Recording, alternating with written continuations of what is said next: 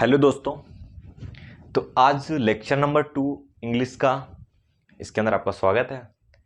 हमने कल first lecture complete कर लिया था, जिसके अंदर हमने नाउन और आर्टिकल्स टॉपिक देख लिए थे। तो आर्टिकल्स में हमने कल क्या सीखा था? कल सीखा था हमने ए, एन और दी का यूज कैसे करते हैं। तो ये हमारा कंप्लीट हो चुका। इसके बाद जो आज के लेक्चर के अंदर हम आर्टिकल्स को कंटिन्यू करने वाले हैं, तो लेक्चर को कंटिन्यू करते हैं। लेक्चर को कंटिन्यू करने से पहले हम फर्स्ट लेक्चर का थोड़ा रिवाइज कर लेते हैं। और मेरी एक बात सुनो, यहाँ पे जो भी नोट्स वगैरह जो मैं लिखता हूँ, ये सब नोट्स आपको टेलीग्राम ग्रुप में मिलेंगे, तो आप टेलीग्राम ग्रुप पे ज्वाइन हो जाओ। ठीक, इतना सा काम करना है। इसके बाद तो हम लेक्चर को करते हैं कंटिन्यू। तो हम लेक्चर के अंदर, इसके अंदर हम देखते हैं कि ए और एन और दी, इसका यूज हमने कल देख लिया था। भाई इसका यूज कब करते हैं? तो मैंने कल बताया था इसका यूज कब करते हैं, वन ऑफ मैनी ग्रुप में। और जबकि दी का यूज कब करते हैं? दी का यूज कब करते हैं? ओनली वन के लिए। बात समझे? यहां तक समझ में आ गया होगा आपको। इसके बाद मैंने क्या किया, इसके है ना कुछ एग्जाम्पल्स आपको मैं देता हूं। जैसे मैंने लिखा, इसके कुछ एग्जाम्पल्स एक्सप्लेन करते हैं। मिनिस्टर ऑफ इंडिया, क्लियर, और यह छोड़ दिया फिलहाल। और मैंने ले लिया जैसे प्रेसिडेंट ऑफ इंडिया,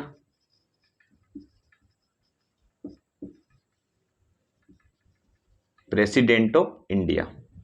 तो अब मैं आपसे पूछता हूं कि इसमें आएगा क्या। अब हम देखते हैं इसके अंदर, तो इसके अंदर हमारा क्या आएगा। जैसे यहां पे मिनिस्टर, मिनिस्टर कितने होते हैं? एक से ज्यादा हो सकते हैं। भाई मिनिस्टर कितने हो सकते हैं? एक से ज्यादा। तो एक से ज्यादा हो सकते हैं तो हम बिना पूछे ए भर देंगे। जबकि प्रेसिडेंट इंडिया के अंदर कितना, एक ही होता है, सिंगल होता है। तो इसके लिए हम क्या भर देंगे? डी यूज कर देंगे। तो मुझे लगता है ये कंसेप्ट क्लियर हो गया होगा। तो आज का जो हमारा टॉपिक होने वाला है, वो टॉपिक होगा हमारा बहुत ही बेहतरीन तरीके का, जिसके अंदर हम सीखेंगे अनोदर, अदर और दी अदर, इसका यूज सीखेंगे। ठीक, अब भाई इसका यूज कहां करते हैं? जैसे हम देखेंगे अनोदर का यूज किसके साथ करेंगे? सिंगुलर के साथ। जबकि अदर का यूज कब करेंगे? प्लूरल के साथ। और दी अदर का यूज सिंगुलर और किसके साथ? प्लूरल के साथ। हम दी अदर का यूज दोनों के लिए करते हैं, सिंगुलर और प्लूरल के साथ। पहले हम कुछ एग्जाम्पल से आपको सिखाएंगे कि भाई इसका यूज कहाँ कैसे। तो मैं आपके लिए जो प्रीवियस ईयर्स में कुछ क्वेश्चन आए हैं, तो मैं आपको वो क्वेश्चन लिख के दिखाता हूँ। ठीक है, तो जैसे हम उसको सोल्व करते हैं क्वेश्चन को। तो क्वेश्चन है हमारा पहला क्वेश्चन, उसमें लिखा है कि I will not sleep, I will not sleep as I have, as I have, यहां पे लिखा था अनोदर क्वेश्चन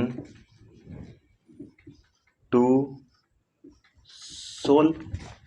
तो यहां पर ये सेंटेंस, ऐसे हम सेकंड सेंटेंस लेते हैं एक और। आई हैव, यहां पे लिखा था other plan to execute, execute. ठीक है, तो यहां पे ये क्वेश्चन लिखे हुए हैं। तो हम देखेंगे इन दोनों क्वेश्चन में कि ऐसा इसमें कुछ मिस्टेक्स लग रहा है कि या सही है क्वेश्चन। तो हम इसके अंदर देखेंगे कि I will not sleep as I have another question to solve. कहना ये चाहता है कि वो जब तक नहीं सोता, क्योंकि उसके पास और भी क्वेश्चन करने को है, सोल्व करने को। बात समझे? और यहाँ पे I have other plan to execute, कहने का मतलब उसके पास और दूसरा प्लान है। जैसे यहाँ पे क्वेश्चन एक तरह से क्या हो सकते हैं, एक से ज्यादा क्वेश्चन हो सकते हैं। तो ये हमारा क्या हुआ, प्लूरल। तो प्लूरल हुआ तो क्या आएगा यहाँ पे, अदर आएगा ना। बात समझे।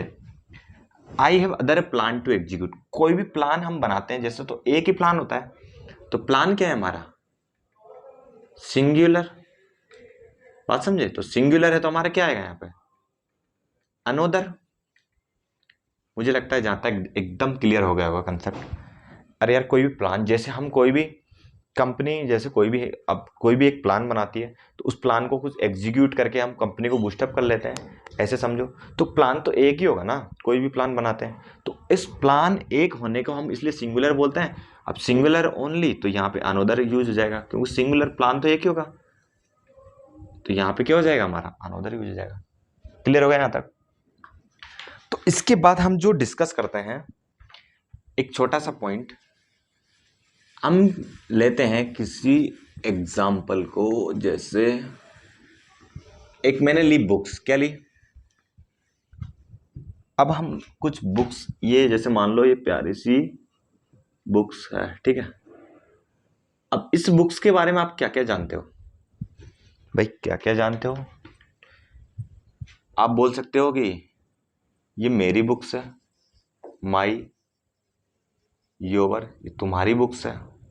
और तुम बोल सकते हो कि एक तरह से क्या बोल सकते हो, हिज, दिस, हर, उसका, उसकी, यह, जो भी।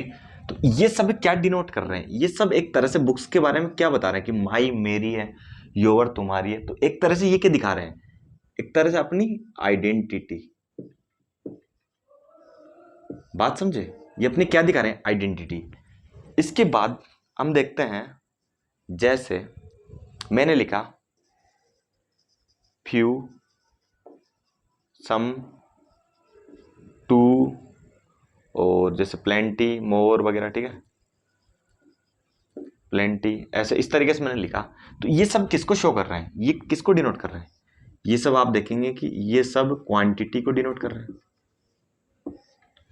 ऐसे हम और क्या कह सकते हैं इस बुक्स के बारे में, जैसे मैंने लिखा इस बुक्स के बारे में क्या बोल सकते, जैसे मैंने लिखा इसका रेड, ब्लू, ऑरेंज। मैंने बोल दिया कि इसका रेड, ब्लू, ऑरेंज कलर की बुक्स है। तो ये क्या शो कर रहा है, ये क्या शो कर रहा है, एक तरह से बुक्स की क्वालिटी। अब क्वालिटी शो कर रहा है, तो क्वालिटी जो शो करता है उसको हम क्या बोल सकते हैं, एडजेक्टिव। क्या बोल सकते हैं, एडजेक्टिव। बात समझे। तो मुझे लगता है ये समझ में आ गया होगा तक। अरे एडजेक्टिव कहने का मतलब विशेषण, जो विशेषता बताते हैं भाई किसी भी, जहां पे बुक्स की क्या विशेषता बताई जा रही है ना, कि ये ऑरेंज है, रेड है, ब्लू है, तो जो बुक्स की विशेषता बताते हैं वही तो एडजेक्टिव कहलाते हैं। बात समझे। इसके बाद हम देखते हैं कि जैसे आइडेंटिटी शो कर रहा है ना, ये सब आइडेंटिटी शो कर रहे हैं, तो इसलिए इनको किस नाम से जाने जाएंगे, आइडेंटिफायर। और जो क्वालिटी, इनको किस नाम से जानेंगे, क्वांटिफायर। तो मुझे लगता है यहां तक समझ में आ गया होगा कंसेप्ट। एक मजेदार तगड़ा कंसेप्ट होने वाला है यहाँ पे। वो मजेदार कंसेप्ट में क्या है, जैसे मैं एक छोटी सी टेबल बनाता हूं, यहां लिखता हूं आइडेंटिफायर। एक मिनट रुको, जैसे फिर क्या नीचे दिखेगा नहीं, जैसे मैंने लिखा आइडेंटिफायर और इधर लिखा मैंने क्वांटिफायर।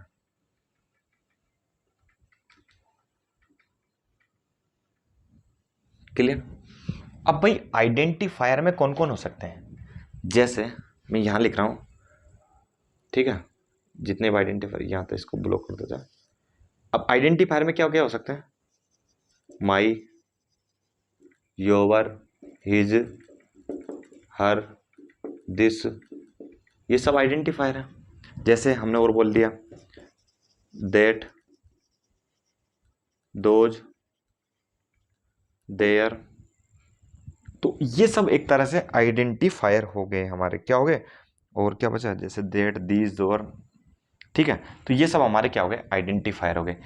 अब आपको ध्यान ये रखना है कि ए, एन और जो दी, हमने आर्टिकल्स पढ़े, ये भी क्या है, एक तरह से आइडेंटिफायर है। जबकि क्वांटिफायर की हम बात करते हैं तो यहां पे लिख दिया मैंने सम, मैनी, टू, प्लेंटी, और मतलब कि इससे ज्यादा और भी हो सकते हैं, जैसे यहाँ पे 1 और 2 जो भी, ठीक है। ये सब हमारे क्या हो गए, क्वांटिफायर हो गए।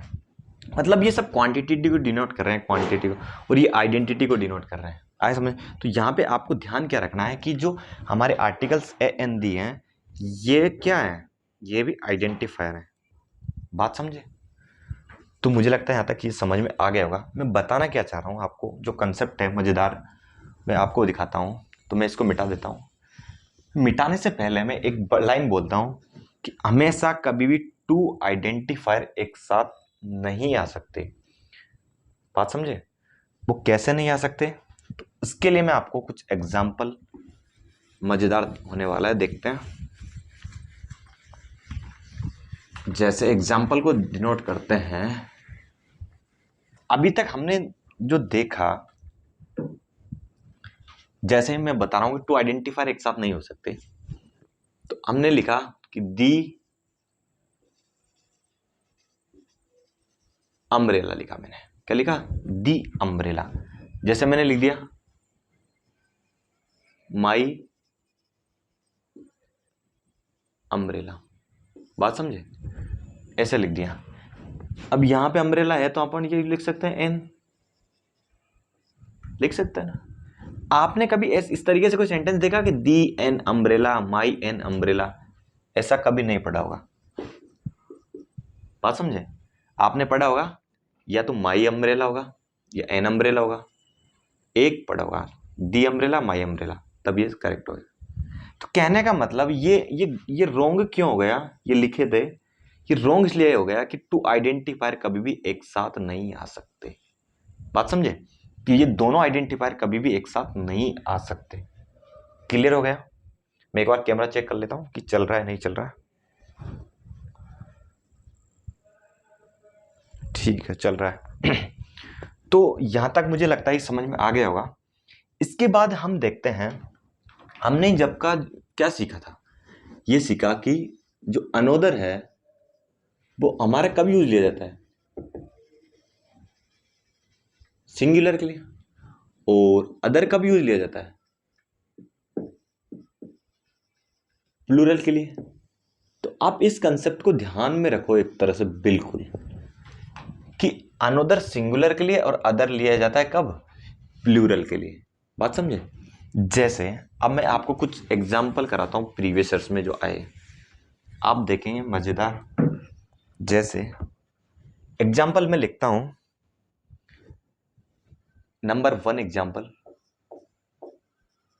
माई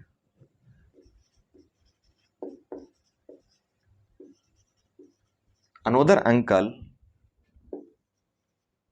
has gifted this watch to me।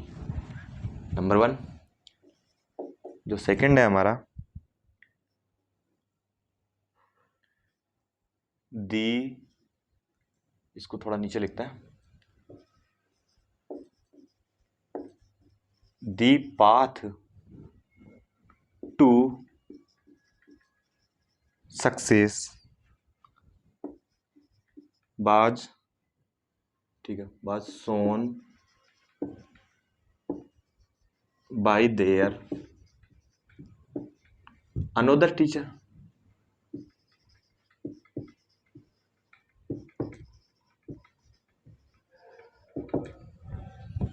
दो एग्जाम्पल हो गए। ऐसे एक और ले लेता हूं ताकि आपका कंसेप्ट एकदम क्लियर हो जाएगा।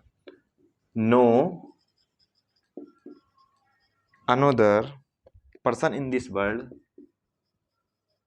Person in this world can understand my feeling, can understand my feeling।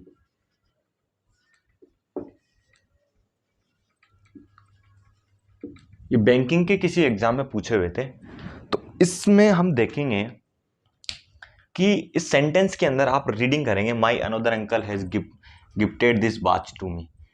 अब कहने का मतलब ये नहीं कि आपको इसका हिंदी करने बैठ जाओ ट्रांसलेट, वो कोई प्रॉब्लम नहीं। इसमें ये पूछा है कि इसमें कुछ मिस्टेक्स लग रही है आपको, तो आप जैसे, अब बात ये है कि उसके अंकल ने उसको गिफ्ट की, उसके दूसरे अंकल ने क्या वॉच गिफ्ट की। तो अब यहाँ पे आप इस सेंटेंस को देखोगे पूरी तरीके से कि यहाँ पे लिखा है अंकल क्या है हमारा,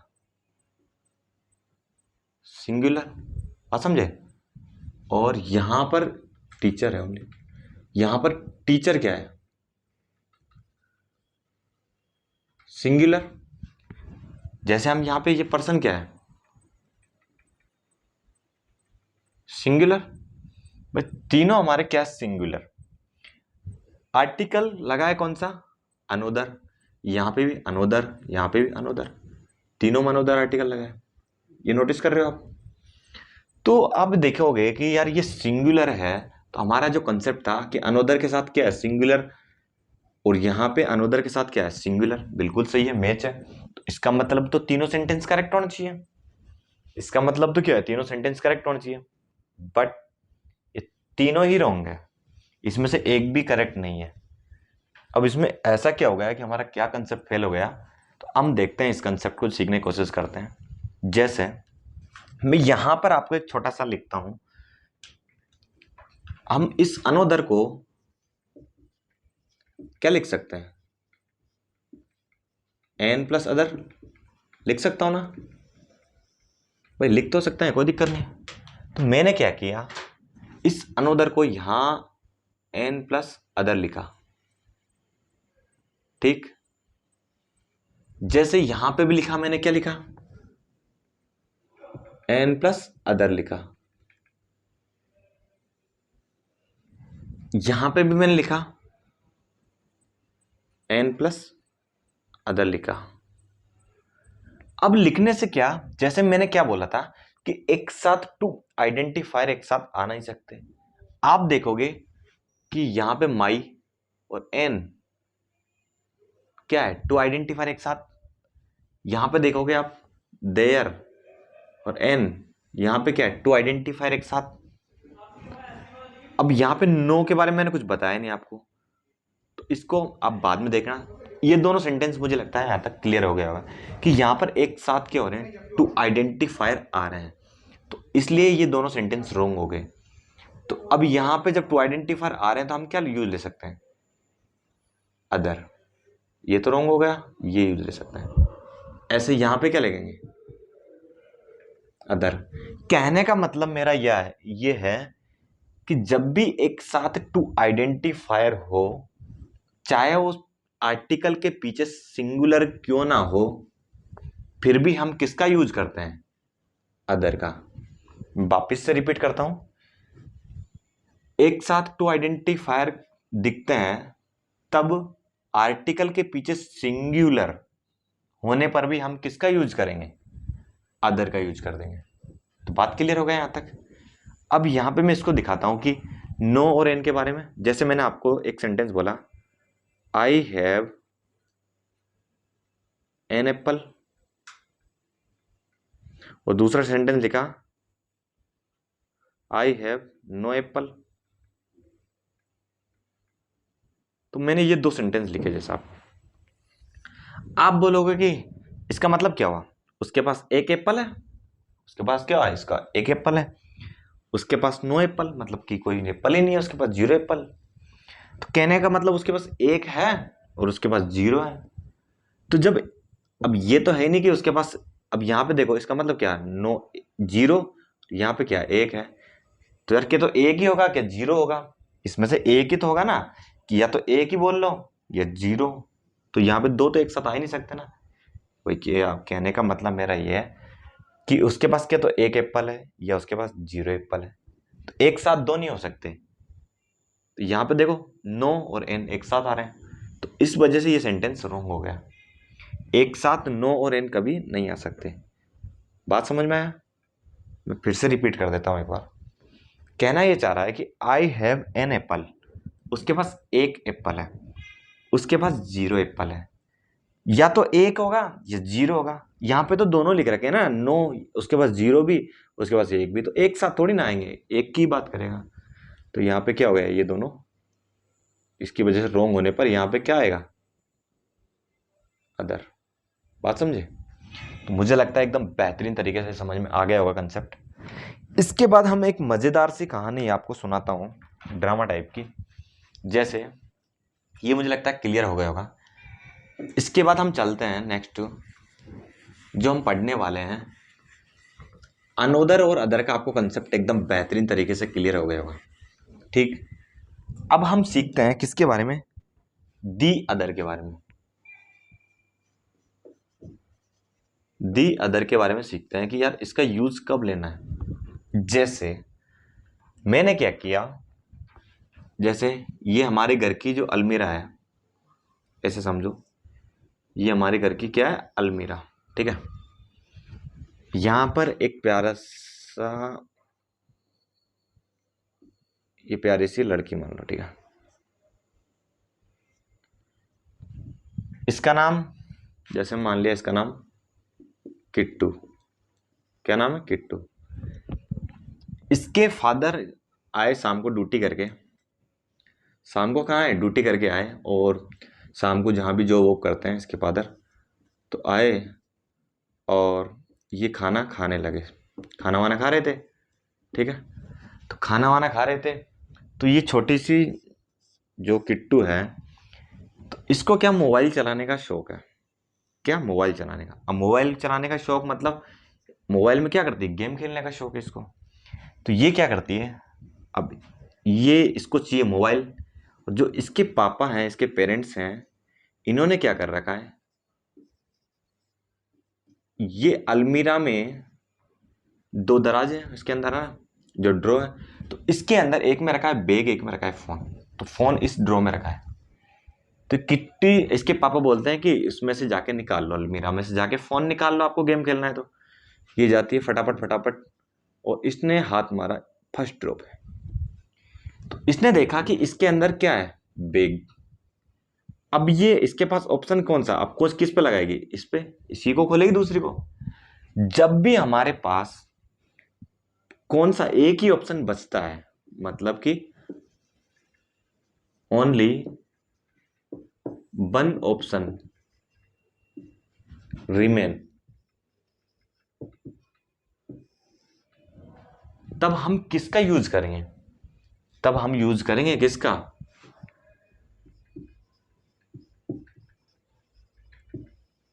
दी अदर का। किसका यूज करेंगे, दी अदर का। क्लियर हो गया? अब यदि मैं ऐसे करता हूं, इस अलमीरा के मैं मान लिया इसके 4 ड्रॉर, ठीक है, तो इसके अंदर इस 4 बॉक्स इस तरीके से। अब ये किट्टू जाती है फोन लेने के लिए, इसने इसको खोला, इसके पास ऑप्शन क्या है भाई, अब 4 हो गए। अब इसके पास ऑप्शन क्या है, या तो ये खोल सकती है, या ये खोल सकती है, या ये खोल सकती है, कोई सा भी खोल सकती है, इसको जो भी मन करेगा वो खोल सकती है। तो अब इसके पास क्या हुआ, इसने पहली वाली तो खोल लिया, अब इसके पास कितने ऑप्शन है, मोर देन, मतलब कितने ऑप्शन है, एक से ज्यादा ऑप्शन हो गए इसके पास, या तो ये खोल सकती है, ये खोल सकती है, ये खोल सकती है। तो जब एक से ज्यादा ऑप्शन हो, more than one option remain, तब हम किसका यूज करेंगे, अनोदर का। बात समझे? तो मुझे लगता है अब इसके पीछे आपको मैं एक क्वेश्चन कराता हूँ बेहतरीन तरीके से, जो प्रीवियस ईयर्स में पूछे हैं, देखते हैं। तो मिटा देता हूँ मैं इसको। बस आपको ध्यान क्या रखना है, ये कंसेप्ट ध्यान रखना है कि ओनली वन ऑप्शन रिमेन है, तब किसका यूज करेंगे, दी अदर का। और मोर देन वन ऑप्शन है, तब किसका यूज करेंगे, अनोदर का। जैसे क्वेश्चन देखो शानदार तरीके से, जैसे मैं क्वेश्चन लिखता हूं आपको कि I was driving the car, I was driving the car with one hand, with one hand, clear. And realising ice cream with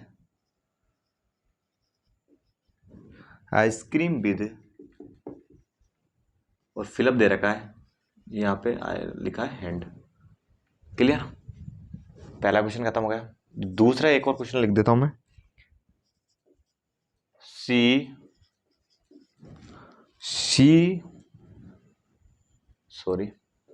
C bore a solid ring in one finger.